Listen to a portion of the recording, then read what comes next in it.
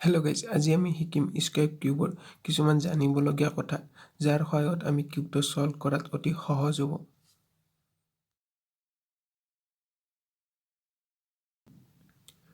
তো ফাৰ্ষ্ট আমি চাম কালাৰ কম্বিনেশ্যন। চাওক, এই কিউবটোৰ 6টা ছাইড আছে। তো এই 6টা ছাইডৰ 6টা কালাৰ আছে। তো এই কালাৰ কেইটা 3x3 কিউবৰ নিচিনা সেম হয়। বগাৰ অপজিট হালধীয়া, সেউজীয়াৰ অপজিট নীলা, ৰঙাৰ অপজিট কমলা।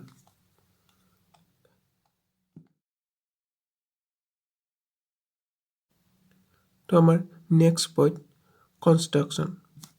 চাওক, ইয়াতে আমাৰ আছে ফাৰ্ষ্ট চেণ্টাৰ।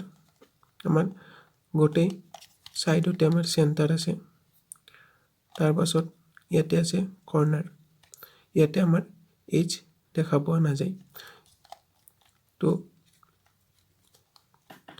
ইয়াতে আমাৰ চেণ্টাৰ 6টা আছে আৰু কৰ্নাৰ আছে 8টা।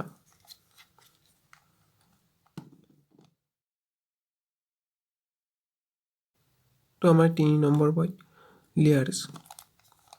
তো লেয়াৰ্ছ চাওক, আমি এই কিউবটো ভাৰ্টিকেল আৰু হৰাইজণ্টেল মুভ কৰিব নোৱাৰোঁ। এইটো আমি ইনক্লাইন মুভ কৰিব লাগে আৰু সেইকাৰণে আমি কৰ্নাৰৰ ছাইডত আমি হাত ৰাখি এইটো কিউব মুভ কৰিব লাগে। তো এই কিউবটোত আমাৰ ছাইড আছে, এইটো হ'ব আৰ। এইটোক আমি যেতিয়া ওপৰৰ ফালে দিম এইটোক ক'ব আৰ, তলৰ ফালে দিলে এইটোক ক'ব আৰ ৰিভাৰ্ছ। আৰু এইফালে যদি মই ৰাখোঁ, এইফালে যদি মুভ কৰোঁ, এইটো হ'ব মোৰ এল আৰু এইটো হ'ব এল ৰিভাৰ্ছ।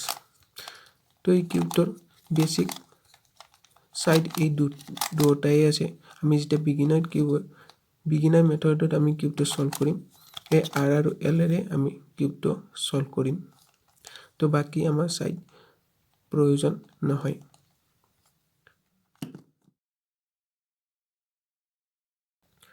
তো আমাৰ 4 নম্বৰ পইণ্ট আছে মেথড।